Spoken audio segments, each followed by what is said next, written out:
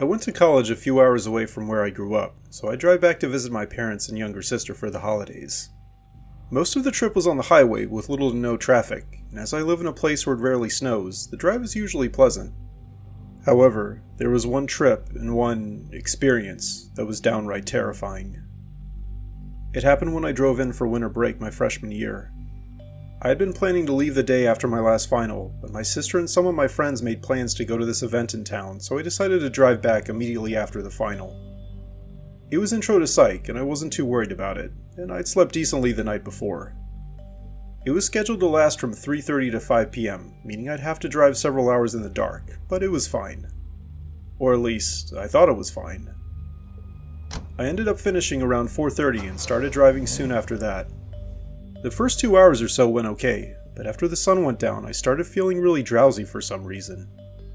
I tried to power through it for a while, but when it got hard to even keep my eyes open, I knew I needed to stop.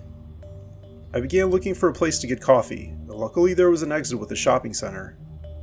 There was a Starbucks there, and I got a tall iced coffee.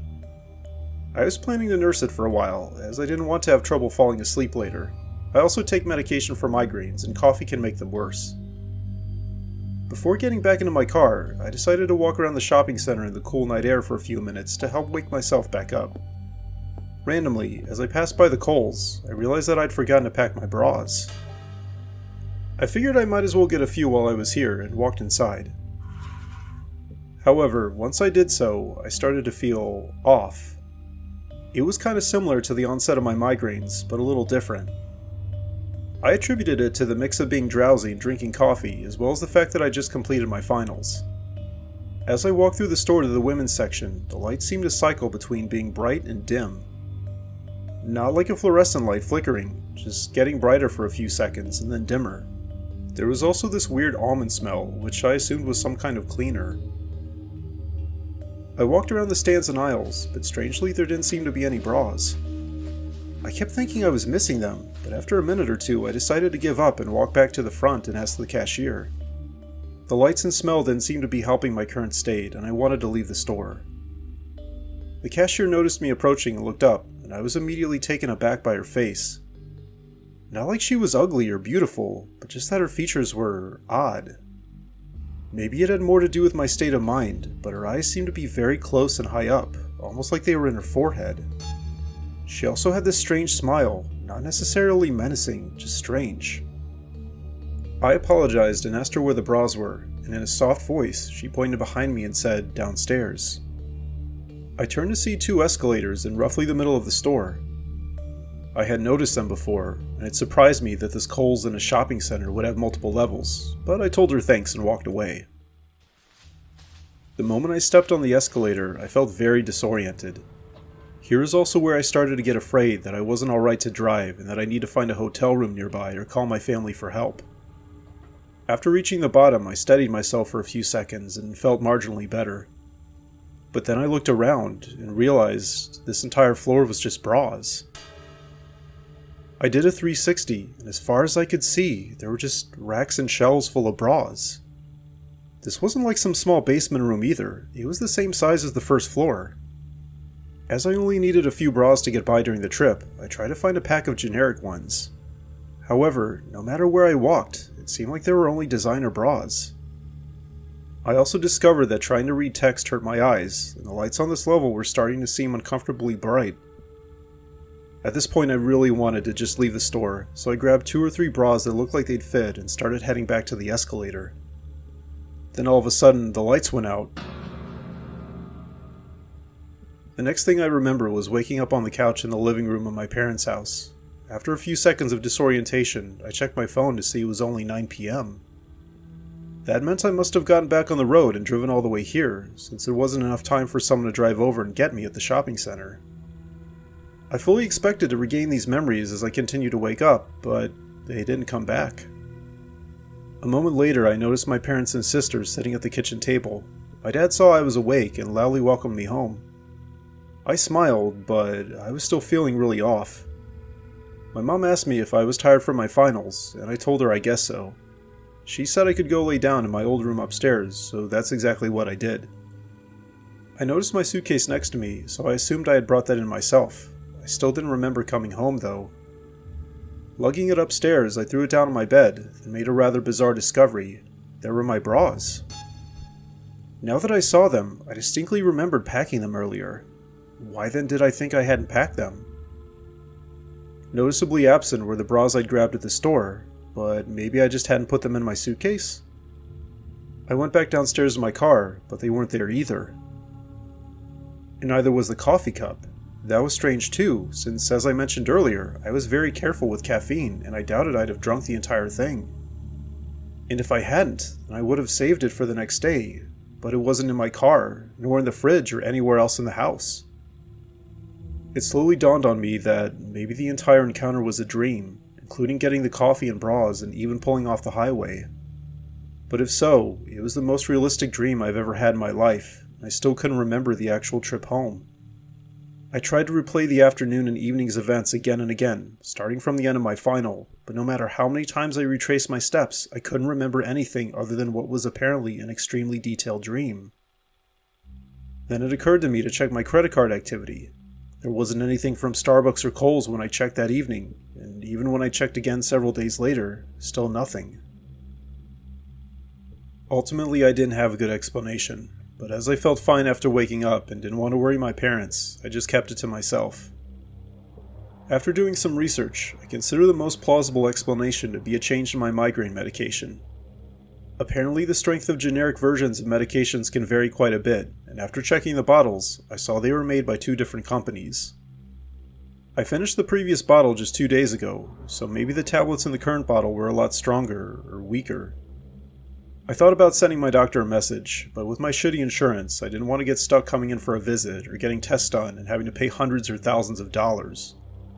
Therefore, I told no one and hoped I wouldn't have another experience like that.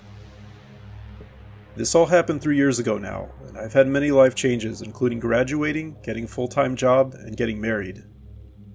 I've been on this same generic medication, but thankfully I haven't experienced anything like that again. It's still weird thinking back to that day, and wondering when exactly things switched from being real to being a dream or hallucination. In any case, I'm just glad I made it home in one piece.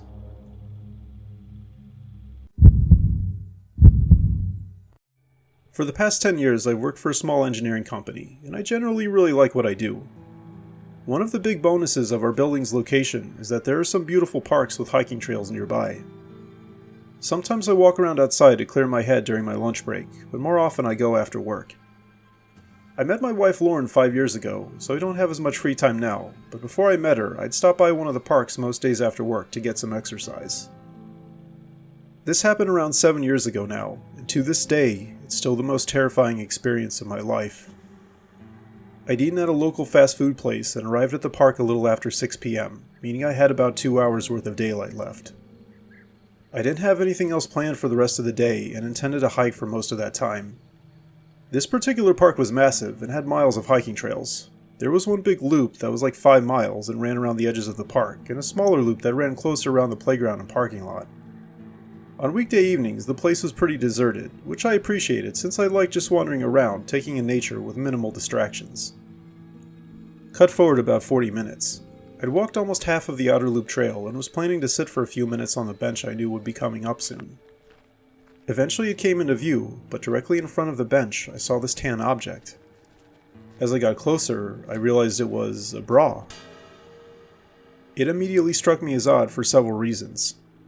For one, the park was always very well taken care of, and I'd never seen anything like graffiti or clothing laying around before. For another, it wasn't a workout bra, it was like a fancy one with lace. I looked around, but couldn't find anything else out of the ordinary. I did consider the possibility that this was some kind of prank and there was a hidden camera somewhere. I gingerly picked up the article of clothing, half expecting there to be a note saying something like, "You looked," but there wasn't anything. It was literally just a bra. I set it on the bench and then sat down next to it. Stretching my arms and legs, I leaned back and took in the colors of the sunset. I drank some of my water and ate a granola bar, and then literally as I was about to get up and continue hiking the trail, I heard a woman's voice come from somewhere in the distance. It was quiet at first, but a second later I heard it again, this time much louder. She was screaming for help. I was immediately freaked out, and the fact that this was going down at sunset at the edge of the park where it bordered the deeper forest was not helping. However much I didn't want to in that moment, I felt I had to do something. I was praying to God this was just some innocent prank as I called out, "Where are you?" There was silence for a good 10 seconds, and then I heard the woman shout, "Over here." Her voice appeared to be coming from directly in front of me, on the side leading away from the park. I could just barely see through the trees, and I didn't see her. I shouted, "Where?" again, and the woman repeated herself. Based on the urgency in her voice, my hopes that this was a lighthearted prank were fading. Heart pounding, I began to walk into the forest, crouching down under the branches and scanning for that woman. A few seconds later, the woman screamed, "Please, help me." I called out, "What's wrong?" but there was just silence. I found what looked like a deer path and started walking forward more quickly. I asked again where the woman was, and 5 seconds later she responded, "Over here." It still sounded like she was directly in front of me somewhere, but the same distance away, meaning she was moving deeper into the forest. I stopped, trying to evaluate the situation. I didn't know if I could live with myself, if I could have but failed to stop someone from being abducted, but the situation was just too bizarre. I stood there in silence for a few moments, then finally decided to ask what was wrong one more time before returning to the trail and dialing 911. But literally right as I opened my mouth to speak, I caught a glimpse of something that still gives me chills to this day. Directly to my left side, maybe 30 feet away, was a person dressed in all black standing mostly behind a tree. My life flashed before my eyes as I realized that this was most likely a trap. I almost screamed when I noticed another person standing on almost the opposite side, also apparently trying to hide behind a tree. The fact that I was about to get jumped by multiple people in the deep woods sank in, and my body went into fight or flight mode. I turned and ran, faster than I'd ever run in my entire life. I don't know if either of those people chased me, but I didn't turn around until I'd gotten back to the trail and run at least 100 yards. After I confirmed they weren't directly behind me, I got on the phone with 911 and described the situation to the operator as I continued running all the way back to my car. Luckily, no one tried to ambush me. When I made it back, the cops were already there.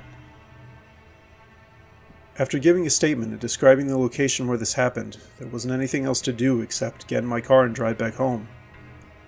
The cops said they'd check out the area and contact me if they found anything, but as I never heard back from them, I assumed they didn't catch whoever that was. I avoided that park for several months after this happened, and though I've gone back since then, I've never walked the Outer Loop Trail. Overall, I feel like what happened to me was a fluke, as I've been going to the park for years before that without witnessing anything even remotely sketchy. Still, I didn't want to take my chances. After the fact, I figured that someone had probably been using a speaker with a recording of the woman's voice. That would explain why the voice didn't always answer me right away, and couldn't describe what was wrong. If that is the case, then that means there were at least 3 people in the forest with me that day, since whoever had the speaker was standing further into the forest and not to my side. With 3 people standing around like that, I highly doubt it was an innocent prank. And from now on, if I ever see anything suspicious on a trail, I'll be a lot more cautious.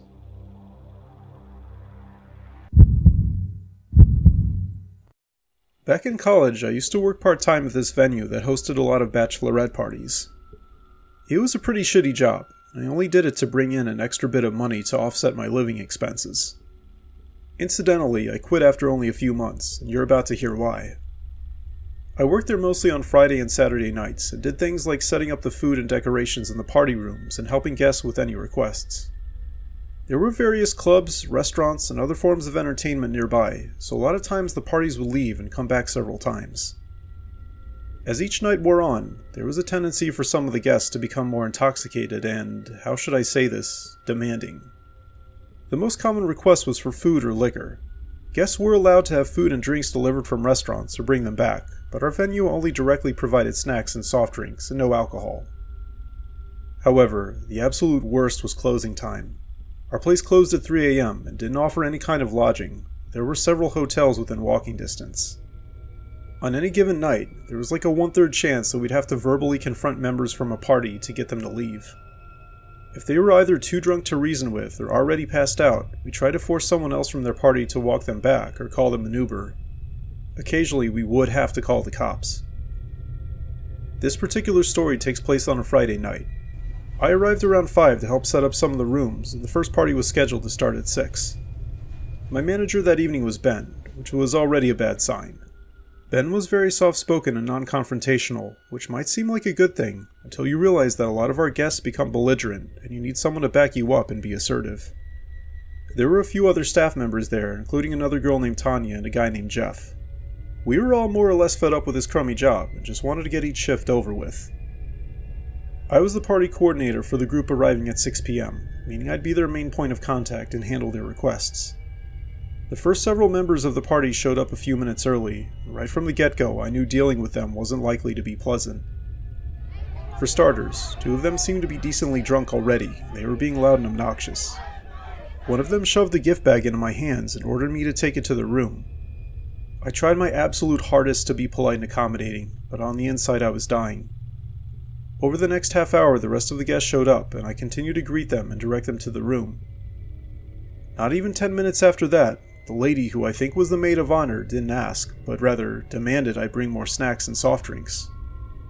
To contain costs, we were only supposed to replenish them 2 times throughout the party, but I didn't want this night to turn into more of a train wreck than I already knew it would be.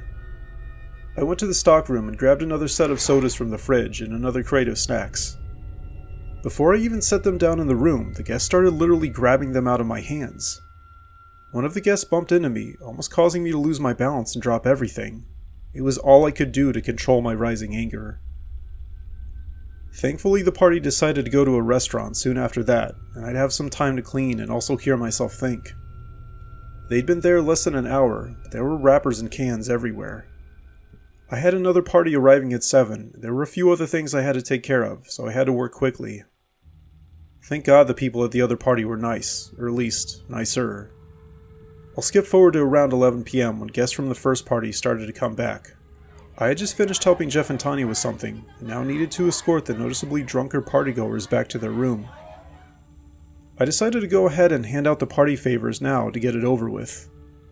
I won't mention all of the items, but they did include pieces of apparel branded with our company logo. One of those was bras, and while we tried to have the more common sizes in stock, we didn't have everything, especially the very small or very large sizes. I don't want to remark too much on physical characteristics, but there was one guest who looked like she needed something bigger than what we had on hand. I looked through the boxes in the stockroom that had the larger bras and grabbed the biggest one I could find, which was a 40G. I put all the items onto a cart and then rolled it back to the room. Over the yelling, I made an announcement that each person could get their goodies, and immediately the guests ran to the cart and started shoving each other out of the way. I prayed the more heavy-set lady would be too drunk to notice we didn't have anything in her size, but my heart sank when she looked at the items on the cart and asked me point blank where her bra was. I apologized and said these were all the items we had in stock, but then she and 2 other guests started shrieking at me to go back and check again. Inside I was dying, and I wanted to tell them that all this stuff was very cheaply made and the clothing probably wouldn't make it through a few washes. Hell, I'd have walked over to a department store and bought her a bra if I thought that'd get him off my back. Anyway, I knew this wasn't going to end well, so I took the opportunity to leave the room to go find Ben or one of my coworkers. After I shut the door behind me, I began walking over to Ben's office, but of course he wasn't there. I went down another hallway and found Tanya cleaning one of the rooms. I let her know that things were going downhill and we might have to call the police. She just looked at me and let out a sigh. We were both so over this. I looked through the boxes of bras one last time, and when I couldn't find any larger ones, I decided it was time to go back into the room. Tanya and I managed to catch Ben walking by. Though he initially tried to get out of it, we basically forced him to come with us. We also found Jeff, and he came with us as well. I braced myself before opening the doors, and when I did so, the heavier lady and half the guests directed their full attention to me.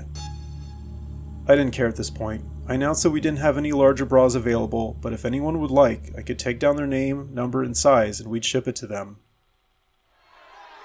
As I predicted, the whole party started shrieking. Then the heavier lady lunged at me, but I managed to duck out of the way and she fell over. One of the other guests started shouting that this was harassment, and then Tanya made the announcement that everyone would need to leave immediately. Needless to say, they didn't want to hear that either. Ben and Tanya and I retreated to the stockroom and locked the door. I called 911 and explained the situation as the drunk guests continued to pound on the door. Luckily, the cops showed up in under 10 minutes. By that time, most of the guests had gotten their energy out. When we came back outside, we saw several planters had been knocked over and one of the windows broken. The cops took our statements and made 2 arrests, which I'm sure put a damper on their party. Thankfully, most of the other guests were now cooperative and got their Uber without any more protest. For a moment, I thought that one heavier lady might attack me again, as she continued to glare at me without speaking, but eventually she walked outside with the rest of the guests. By the time this was all over, it was like 2 a.m., and everyone from all the parties were gone. In typical Ben fashion, he asked me, Jeff, and Tanya to start cleaning up some of the mess while he went to his office to do whatever. It took everything I had to keep my composure, and Tanya actually yelled at him that we were just attacked and he needed to be with us and help us. Ben looked in our direction for a moment, and said he had to take care of 1 or 2 things but would be back. As he walked away, Jeff, Tanya, and I all looked at each other. Jeff just said "dude" and picked up the broom, while Tanya sighed and I went to grab another broom from the supply closet. We cleaned until about 2:30, by which time things were pretty much done. Ben still hadn't come back yet, and we all decided just to leave. Exhausted, I went out the service door and started walking back to my apartment. At least it was only like 10 minutes away, and I didn't have work or school the next day. I walked inside the building and took the elevator up to the 3rd floor, and after getting into my apartment, I basically flopped down on my bed and passed out. Some unknown amount of time later, I woke up. I didn't immediately realize what had woken me up, but then I heard a bang on my door, followed by a yell.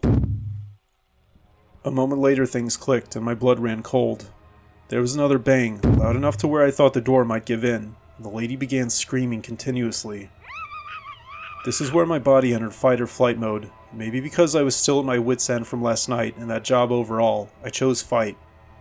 I grabbed my phone and dialed 911 and yelled back for that person to F off and that I was calling the cops. The bangs and screaming continued, so I ran to get a chair and propped it up behind the door. I yelled directly through the door for that lady to get lost, but it seemed to do nothing, so I just waited for the cops to arrive while doing my best to brace things. Thankfully, they got to my apartment pretty quickly, and when that woman started yelling at them and got tackled to the ground, it was music to my ears. After they gave me the all clear, I opened the door to see the lady still thrashing on the floor while the cops had her in cuffs and called for backup. Miraculously, there didn't seem to be any significant damage to my door other than chipped paint, and after giving a statement, I went back to sleep as I was still exhausted.